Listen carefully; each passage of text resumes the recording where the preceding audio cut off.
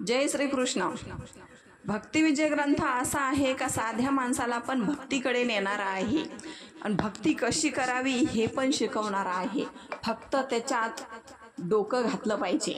देवाने श्री व्यास भगवान ह्यांना आज्ञा केली, व्यास महर्षी तुम्ही खूप मोठे ग्रंथ लिहिलेले आहेत, पण ते संस्कृतमध्ये आहेत आणि ह्या साध्या माणसांना ती संस्कृत कळत नाही। म्हणून आपण काय करावं, जगन्नाथपुरी ह्या नगरामध्ये जयदेव स्वामी म्हणून तुम्ही अवतार घ्या आणि साध्या सोप्या भाषेमध्ये तुम्ही भक्तीचा प्रसार करा।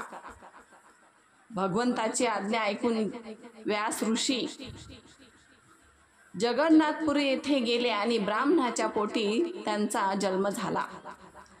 त्या ब्राह्मणाने पूर्ण अध्ययन वगैरे सगळं काही शिकवलं, मुंज वगैरे झाली। मग जयदेव स्वामींनी काय केलं, एक सुंदर असा ग्रंथ लिहिला, गीत गोविंद। खूप छान ग्रंथ होता, लोकांना एवढा आवडायला लागला ना तो गीत गोविंद ग्रंथ का लोक त्याच्यात रमून जाऊ लागले। राजानी पण ग्रंथ लिहिला होता, पण राजाच्या ग्रंथाचा प्रसार होत नव्हता। राजाचा ग्रंथ तेवढा लोकांना आवडत नव्हता आणि जयदेव स्वामीचा ग्रंथ लोकांना खूप आवडायचा। लोक वाचन करायचे, अध्ययन करायचे।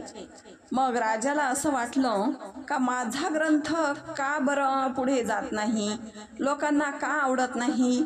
मग राजाने ठरवलं का जयदेव स्वामी आपण काय करूया, हे ग्रंथ आहेत ना, हे दोन्ही पण ग्रंथ जगन्नाथ स्वामीच्या मंदिरात ठेवूया आणि कुलूप लावून घेऊया। जो ग्रंथ भगवंताला आवडेल तो ग्रंथ मंदिरात राहील आणि जो ग्रंथ आवडला नाही तो मंदिराच्या बाहेर आपोआप येईल। हे ठरलं।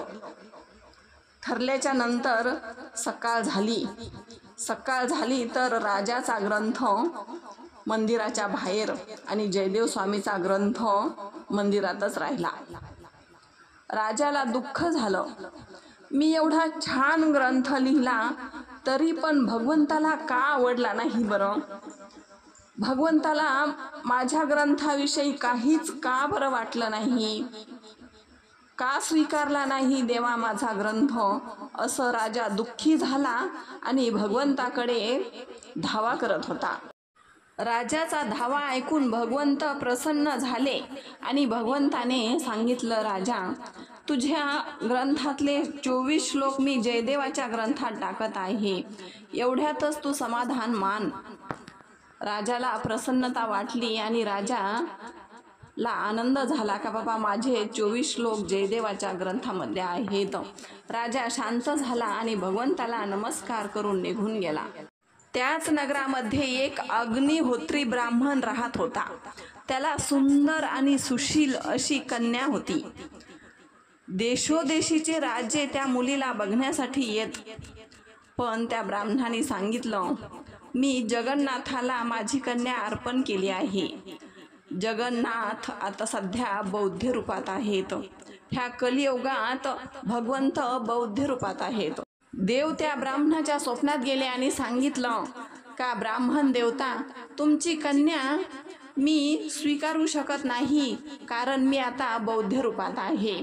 माझाच अंश आहे एक जयदेव नावाचा ब्राह्मण, तू त्यांना तुझी कन्या अर्पण कर। हे ऐकून ब्राह्मणाला आनंद झाला आणि ब्राह्मणाने जयदेव स्वामीला त्यांची कन्या पद्मावती अर्पण केली आणि लग्न सोहळा पार पडला। थाटामाटाने लग्न सोहळा पार पाडल्याच्या नंतर जयदेव आणि पद्मावती आनंदात राहत होते। आनंदात राहत असताना भक्तीचा प्रचार चालूच होता, कीर्तन भजन जयदेवाचं चालूच होतं। एका सावकाराला असं वाटलं का जयदेवाला आपल्या घरी घेऊन यावं, म्हणून सावकाराने काय केलं, त्या जयदेवाच्या घरी गेले आणि सांगितलं, जयदेवा मला असं वाटतं की तुम्ही 1 महिनाभर माझ्या घरी यावं आणि पोथी पुराण भजन कीर्तन करावं अशी माझी इच्छा आहे. जयदेव स्वामी तिथून त्या सावकाराच्या घरी गेले. सावकाराच्या घरी गेले आणि त्या सावकाराच्या घरी रोज भजन कीर्तन कथा श्रवण असं करत होते जयदेव स्वामी. 1 महिना कधी निघून गेला काही समजलं नाही. सावकाराला सांगितलं जयदेव स्वामींनी की आता मी माझ्या घरी जातो. तेवढ्यात सावकार एक रथ भरून वस्त्र अलंकार सोनं नाणं भरपूर त्या सावकाराने जयदेवाला दिलं. रथ घेऊन जयदेव स्वामी घराकडे चालले असताना सेवक पण सोबत दिले होते. तर त्या जयदेव स्वामींनी सेवकाला वापस पाठवलं आणि जयदेव स्वामी चालले असताना त्यांना 2 चोर भेटले. त्या चोरांनी सर्व सोनं अलंकार सगळं त्या जयदेव स्वामीकडून लुबाडून घेतलं. जयदेव स्वामींनी आधीच विचारलं होतं बाबा तुमची काय इच्छा आहे. तर त्यांनी सांगितलं का आम्हाला हे द्रव्य पाहिजे. जयदेव स्वामींनी त्यांना ते द्रव्य देऊन टाकलं.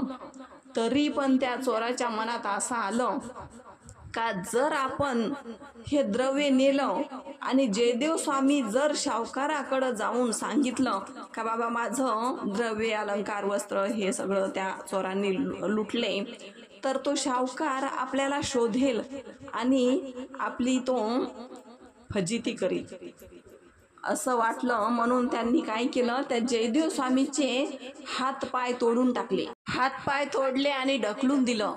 तरी पण जयदेव स्वामी आनंदात नामस्मरण करत खूप आनंदात ते नामस्मरण करीत होते भगवंताचं. श्रीकृष्ण गोविंद हरे मुरारे हे नाथ नारायण वासुदेव. जयदेव स्वामीचं भजन चालूच होतं. तेवढ्यात एका देशाचा राजा तिथे आला. राजाने बघितलं त्या जयदेव स्वामींना. ऊन वारा पाऊस जयदेव स्वामी सहन करत आहेत आणि त्या जंगलात भगवंताचं नामस्मरण करत आहेत हे त्या राजाने बघितलं आणि विचारलं तुमची ही अवस्था कोणी केली. जयदेव स्वामी म्हणाले मी जन्मताच असा आहे. काय म्हणाले जयदेव स्वामी हे लक्षात घ्या. मी जन्मताच असा आहे. नाही सांगितलं राजाला का बाबा चोरांनी मला लुटलंय आणि माझे हातपाय तोडले तर माझी ही अवस्था केलेली आहे आणि माझी पत्नी घरी वाट बघत आहे. नाही सांगितलं. याला म्हणतात संत.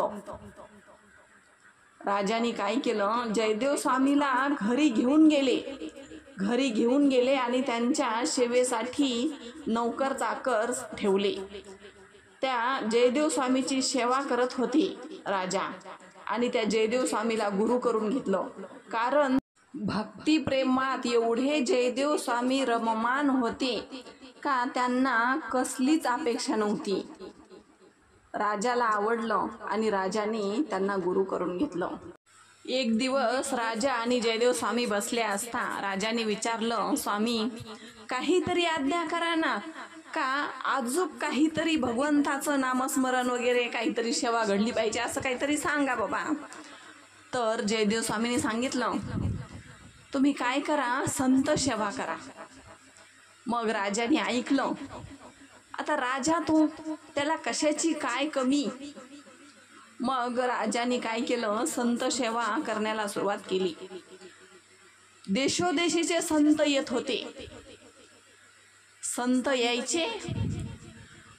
आले की राजा आग्रहाने त्यांना 1 महिना तरी ठेवून घ्यायचे.